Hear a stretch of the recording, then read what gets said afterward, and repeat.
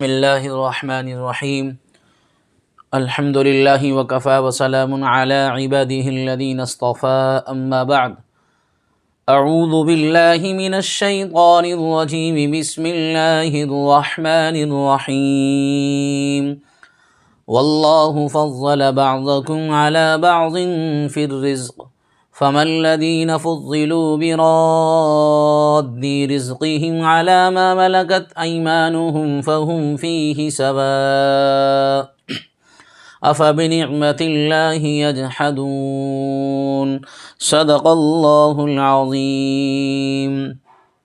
معزز حاضرین، ما قبل کی آیات میں اللہ تبارک و تعالیٰ نے یہ ذکر فرمایا کہ اللہ جانی دشمنوں میں سے بھی مخلص اور سچے اور پکے دوست پیدا کر دیتا ہے، اور اس کو مثال کے طور پر، نمونہ کے طور پر شہد کی مکھی کا ذکر اللہ تبارک و تعالیٰ نے گزشتہ آیت میں ذکر فرمایا۔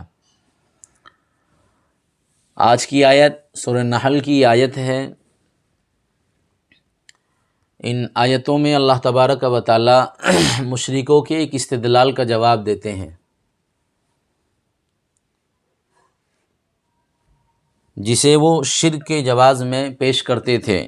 مشرکین کہا کرتے تھے کہ ایک معمولی ادارہ اور مختصر کارخانہ ایک شخص جو ہے بغیر مددگاروں کے نہیں چلا سکتا، پھر دنیا کا یہ اتنا بڑا کارخانہ ہے، کائنات کا اتنا بڑا نظام ہے، تو شرکاء کی مدد کے بغیر کیسے چل سکتا ہے؟ یہ استدلال تھا، اور ساتھ ساتھ مثال بھی پیش کیا کرتے تھے کہ جس طرح سلاطین دنیا وہ حکومت کی ذمہ داریوں کو اور حکومت کے کاموں کو اپنے ماتحت جو حکام ہوتے تھے ان کو سپرد کرتے ہیں، اور ان کو ان کے شعبوں میں اور ان کے کاموں میں ان کو با اختیار بھی بناتے ہیں۔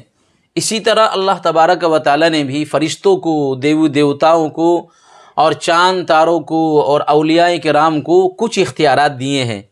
اسی لیے اللہ تبارک و تعالیٰ کی عبادت کے ساتھ ان کی عبادت اور نظر و نیاز یہ ضروری ہے، تاکہ ان کے اختیارات سے نفع اٹھایا جا سکتے۔ یہ مشرکین کا اعتراض استدلال تھا، اور ساتھ ساتھ یہ مثال بھی پیش کرتے تھے۔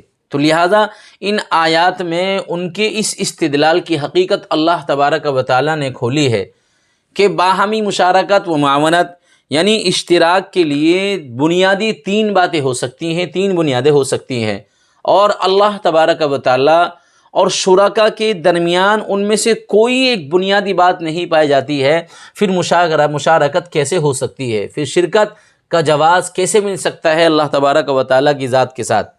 اس میں فرمایا کہ سب سے پہلا یہ کہ خوشی سے شریک کر لینا، یا دوسری بنیادی بات زبردستی شریک بن جانا، تیسری بات ضرورت کی وجہ سے شریک کرنا۔ آپ ان تینوں باتوں پر غور کیجئے، یہ تینوں باتوں کا بطلان اللہ تبارک و تعالیٰ نے ان آیتوں میں کیا ہے، اور ان تینوں باتوں میں سے کوئی ایک ایسی بنیادی بات اللہ اور جن کو یہ اللہ کے ساتھ شریک قرار دیتے ہیں ان کے درمیان کوئی ایک بات نہیں پائی جاتی ہے، تو پھر کیسے شرکت ہو سکتی ہے؟ دیکھیے پہلی آیت میں جو پہلی بات ہے خوشی سے شریک کر لینا، لہذا یہ بات بھی نہیں پائی جاتی ہے۔ اللہ تبارک و تعالیٰ فرماتے ہیں واللہ فضل بعضکم علی بعض فی الرزق فما الذین فضلوا براد رزقهم علی ما ملکت ایمانهم فهم فیہ سواء افبنعمت اللہ یجحدون۔ اور اللہ تعالیٰ نے تم میں بعضوں کو بعضوں پر رزق میں فضیلت دی ہے، سو جن لوگوں کو فضیلت دی گئی ہے وہ اپنے حصے کا مال اپنے غلاموں کو اس طرح کبھی دینے والے نہیں کہ وہ سب اس میں برابر ہو جاویں، کیا پھر بھی اللہ تبارک و تعالیٰ کی نعمت کا انکار کرتے ہیں؟ یعنی پہلی بات شرکاء بے اختیار تھے، مگر اللہ تبارک و تعالیٰ نے بغیر اپنی کسی ضرورت کے اپنی مرضی سے ان کا رتبہ بلند فرما کر ان کو اپنا ہمسر بنا لیا۔ یہ بات اس لیے ممکن نہیں ہے کہ کوئی آقا کبھی اپنے غلاموں اور اپنے چاکروں کو اتنا نہیں دیا کرتا کہ اس کے برابر ہو جائیں۔ کبھی آپ نے دیکھا یہ بات آپ کی ٹھیک ہے کہ وہ اپنے ساتھ میں لگا لیتا ہے، لیکن ایسا کبھی نہیں ہو سکتا ہے کہ کوئی مالک اپنے غلاموں کو، اپنے نوکر چاکروں کو اپنی ملکیت میں بھی ان کو برابر کا شریک قرار دے دے۔ یہ ہو نہیں سکتا۔ تو لہٰذا اسی طرح اللہ تبارک و تعالیٰ جو ہے ساری کائنات کے مالک ہیں اور سب کے سب اللہ تبارک و تعالیٰ کی ماتحتی میں ہیں، تو اللہ ان میں یعنی اپنی کائنات میں ان کو کیسے شریک کر سکتے ہیں؟ اسی طرح جو دوسری بات ہے یعنی شرکا بے اختیار اللہ تبارک و تعالیٰ کے برتر ہمسر بن جائیں، یہ بھی اس لیے ممکن نہیں ہے کہ سب کو پیدا کرنے والا اور روزی پہنچانے والا اللہ پاک ہے۔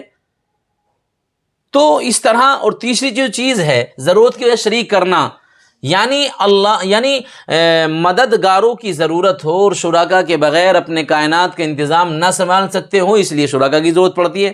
اس بنیاد میں بھی اللہ تبارک و تعالیٰ بالکل منزہ ہے۔ تو پروردگار کا علم تو غیر محدود ہے، ان کی قدرت بے نہایت ہے، لہذا اس کو ضرورت نہیں ہے۔ تو تین بنیادی باتوں میں سے کوئی سی بات نہیں ہے۔ پہلی بات کا اس پہلی آیت میں اللہ تبارک و تعالیٰ نے جو ہے رد کیا ہے، اور اللہ فرماتے ہیں کہ اور اللہ تعالیٰ نے تم میں سے بعض کو بعض پر روزی برتری دی ہے روزی میں۔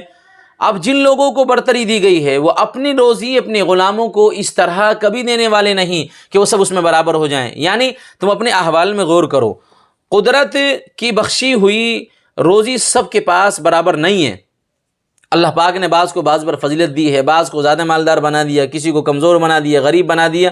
خود تم میں ایسے با اقتدار و مالدار افراد موجود ہیں جن کے ہاتھ تلے بہت سے غلام اور نوکر چاکر ہیں۔ سمجھے بات کو؟ بتاؤ تم میں سے کوئی آقا اپنے غلاموں اور اپنے چاکروں کو اپنی دولت میں برابر کا حصے دار بنانا گوارا کرتا ہے؟ جب تم اپنے غلاموں کو اور چاکروں کو اپنے مال میں جو اللہ کا دیا ہوا ہے برابر کا درجہ نہیں دیتے اور مالک اور مملوک کی مساوت برداشت نہیں کرتے، تو آخر کس دلیل سے تم یہ مانتے ہو کہ اللہ تبارک و تعالیٰ نے اپنی بعض مخلوقات کو اپنا شریک بنا لیا؟ آگے فرماتے ہیں تو کیا لوگ اللہ کی نعمتوں ہی سے مکر جائیں گے؟ یعنی کس کے منہ میں زبان ہے جو اللہ تبارک و تعالیٰ کی نعمتوں کا انکار کر سکے؟ پھر جب اللہ پاک ہی تمام نعمتوں کے مالک اور مختار ہیں، اللہ ہی کائنات کے مالک ہیں اور دوسرے سب ان کے پیدا کیے ہوئے بندے ہیں، تو اب یہ کیسے ممکن ہے کہ اللہ تبارک و تعالیٰ نے اپنے کسی بندے کو اتنی نعمتیں دے دی ہوں کہ جس سے وہ ان کا ہمسر ہو گیا ہو؟ سوچو، ڈرو، جو چیز تم اپنے لیے گوارا نہیں کرتے اسے اللہ پاک کی شان رفیع کی طرف کیسے منسوب کرتے ہو؟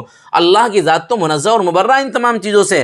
جب دنیا کی ایک چھوٹی سی ملکیت میں اپنا تم شریک قرار نہیں دے سکتے، تو اللہ تبارک و تعالیٰ سارے کائنات کے نظام کو چلانے والے ہیں اور ساری نعمتیں اس کی دی ہوئی ہیں، تو اللہ تبارک و تعالیٰ اس میں کیسے شریک کر سکتے ہیں؟ تو ان کی پہلی باتوں کا رد کیا کہ آدمی خوشی سے شرکت کے لیے مطالبہ کرے، یہ بھی بات یہاں نہیں پائی جاتی ہے۔ پہلی آیت میں اسی کا رد اللہ تبارک و تعالیٰ نے کیا ہے۔ اللہ عمل کی توفیق عطا فرمائے۔ وما علینا الا